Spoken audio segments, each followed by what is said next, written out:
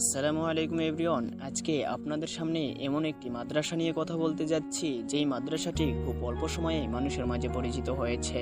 আশা করছি ভিডিওটি স্কিপ না করে পুরোটাই দেখবেন। সো কথা না বাড়িয়ে শুরু করা যাক। পাবনা জেলা কাশীনাথপুরের অন্তর্গত নয়াবেড়ি নামক গ্রামে নিরিবিলি পরিবেশে মাদ্রাসাটি অবস্থিত। মাদ্রাসাটির পুরো নাম জামিয়া মাদানিয়া আকমালুল উলুম কওমি মাদ্রাসা। মাদ্রাসাটি স্থাপিত হয় 1993 সাল মোতাবেক। মাদ্রাসাটির প্রতিষ্ঠাতা ছিলেন আলহাজ খন্দকার তোফাজ্জল সাহেব। তিনি সর্বপ্রথম জমি কিনে মাদ্রাসাটির ভিত্তি স্থাপন করেছিলেন। তিনি আজ আমাদের মাঝে নেই, অনেক আগে চলে গেছেন সেই রবের সাক্ষাতে। আল্লাহ তাআলা ওনাকে জান্নাতের উচ্চ মাকাম দান করুন এবং তার সাথে যারা ঐক্যবদ্ধ ছিল তাদেরকেও মাফ করুন, আমিন। মাদ্রাসাটির শুরুর অবস্থায় মুহতামিম ছিলেন আল্লামা আফজাল হোসেন কাসেমি সাহেব। রাসূল সাল্লাল্লাহু আলাইহি সাল্লাম বলেন, আল্লাহ তাআলা ওই উম্মতের কল্যাণে প্রত্যেক শতাব্দীতে এমন এক ব্যক্তিকে পাঠাবেন যিনি তাদের দ্বীনকে সংস্করণ করবেন। আবু দাউদ। ইতিপূর্বে অনেক বড় বড় আকাবিরদের আগমন ঘটেছিল। আমি মনে করি তার ওই ধারাবাহিকতায় আগমন ঘটে আল্লামা আফজাল হোসেন কাসেমি সাহেবের। হুজুর খুবই অভিজ্ঞ, আল্লাহভীরু এবং এলেমওয়ালা। হুজুর এতই এলেমওয়ালা যে তাকে এলেমের জাহাজ বলা হতো। হুজুর বাতিলের বিরুদ্ধে খুবই কঠোর। যখনই বাতিলেরা তার কালো থাবা প্রশস্ত করেছে তখনই সেই বাতিলের কালো হাতকে ভেঙে গুড়িয়ে দিয়েছে। হুজুরের প্রচেষ্টায় অনেক বিদআত ও কুসংস্কার মূলোৎপাটন ঘটে। হুজুর এখনো জীবিত আছেন। আল্লাহ তাআলা হুজুরকে দীর্ঘায়ু দান করুন এবং মৃত্যুকালে ঈমান ও আমলের সাথে মৃত্যু দান করুন, আমিন। অতঃপর 1997 সালে মুহতামিম বদলি হয়ে মুহতামিমের দায়িত্বটা দেওয়া হয় সবার সুপরিচিত শ্রদ্ধাভাজন ব্যক্তিত্ব আল্লামা কিরামত আলী সাহেব হুজুরকে। হুজুর গাইবান্ধা জেলার বাসিন্দা। হুজুর একজন বিজ্ঞ আলেম এবং অত্যন্ত দিনদার, পরহেজগার ও আল্লাহভীরু। হুজুরের চেহারার দিকে তাকালে মনটা প্রফুল্ল হয়ে ওঠে। হুজুরের চেহারার মধ্যে যে নূর চমকায় আমার যেন মনে হয় সেই নূর আমি বাস্তবে দেখছি। হুজুর একজন আপোষহীন মনের মানুষ, একেবারেই সাধারণ মনের মানুষ। হুজুর যখন মানুষের সামনে কথা বলে তখন একেবারেই সাধারণভাবে, কিন্তু কথার মধ্যে আশ্চর্য প্রভাব আছে। হুজুরের কথাবার্তা, চলাফেরা ও খাওয়া দাওয়া, উঠা বসা একেবারে সাধারণ মানুষের মতো, মনে হয় কিছুই না, অথচ এত বড় একজন আলেম। সুবহানাল্লাহ। হুজুর 1997 সাল থেকে এখন পর্যন্ত 2022 সেই নয়াবাড়ি মাদ্রাসার খেদমতের দায়িত্ব পালন করে গিয়েছেন। আল্লাহ তাআলা হুজুরকে সবসময় সুস্থ রাখুন এবং নেক হায়াত দান করুন, আমিন। সেই নয়াবাড়ি মাদ্রাসার বর্তমান মুহতামিম হাফেজ মাওলানা মুফতি কাজী শফিকুল ইসলাম সাহেব। হুজুর একজন বিজ্ঞ প্রাজ্ঞ মানুষ। হুজুরের গলার ভয়েসটা যেমন চমৎকার তেমনি ভাবে বলিষ্ঠ উচ্চারণটাও আমার খুব পছন্দের। হুজুরের ভাষার শুদ্ধতা এবং কথা বলার মাধুর্যতা অল্প সময়ের মধ্যেই মানুষের মনে জায়গা নেয়। হুজুর বয়ানের মধ্যে শ্রোতাদেরকে যেমন আকর্ষণীয় করে হাসাতে পারেন তেমনি বয়ে যায় কান্নার জোয়ার। আল্লাহ তাআলা হুজুরকে সুস্থ রাখুন এবং কোরআনের সুমহান বাণী মানুষের নিকট পৌঁছার তৌফিক দান করুন, আমিন।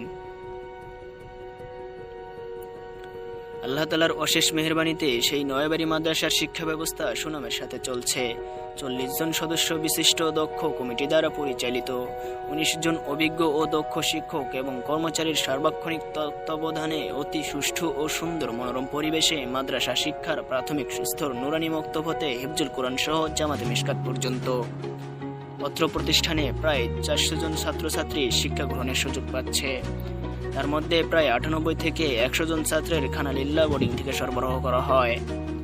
অধিকাংশ ছাত্র মাদ্রাসায় অবস্থান করে। মাদ্রাসাটি জেগে ওঠে শেষ রাত থেকেই। শুধু নয়াবাড়ি মাদ্রাসা কেন, পৃথিবীর এক প্রান্ত থেকে আরেক প্রান্ত পর্যন্ত আনাচে কোনাচে যত কওমি মাদ্রাসা আছে সব কওমি মাদ্রাসার বৈশিষ্ট্য হচ্ছে শেষ রাতে জেগে ওঠা। সেই সূত্র অনুযায়ী নয়াবাড়ি মাদ্রাসাটিও শেষ রাতে জেগে ওঠে।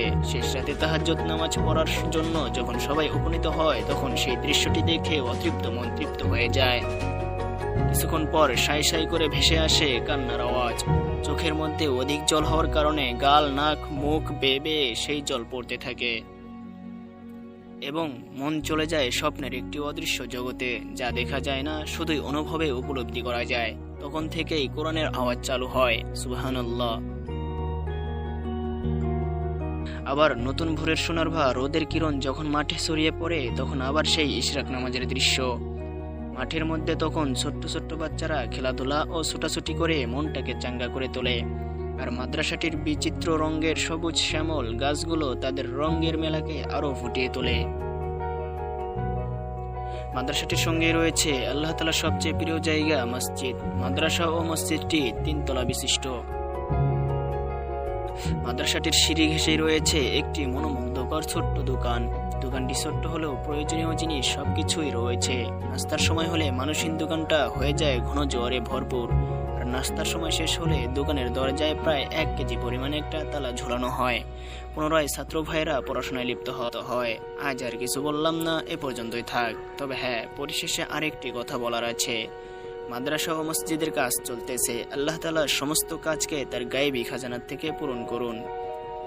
এবং মাদ্রাসা ও মসজিদের মধ্যে যারা টাকা দিয়ে, পয়সা দিয়ে, মেধা দিয়ে, বুদ্ধি দিয়ে, সময় দিয়ে, আর্থিক, শারীরিক, পারিবারিক, সামাজিক কষ্টগুলো গোপন রেখে যারা মাদ্রাসাটিকে এগিয়ে নিয়ে যাচ্ছে, আল্লাহ তাআলা সবাইকে কবুল করুন এবং পরকালে সবাইকে জান্নাতুল ফেরদাউস দান করুন।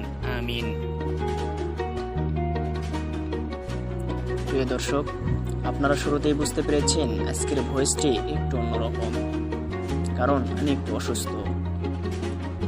আপনারা সবাই আমার জন্য দোয়া করবেন যেন আমি নেক্সট এপিসোডে আপনাদের সামনে ভালো ভয়েস নিয়ে উপস্থিত হতে পারি। আর আমার ভিডিওটি ভালো লাগলে অবশ্যই লাইক, কমেন্ট এবং বেশি বেশি শেয়ার করার চেষ্টা করবেন।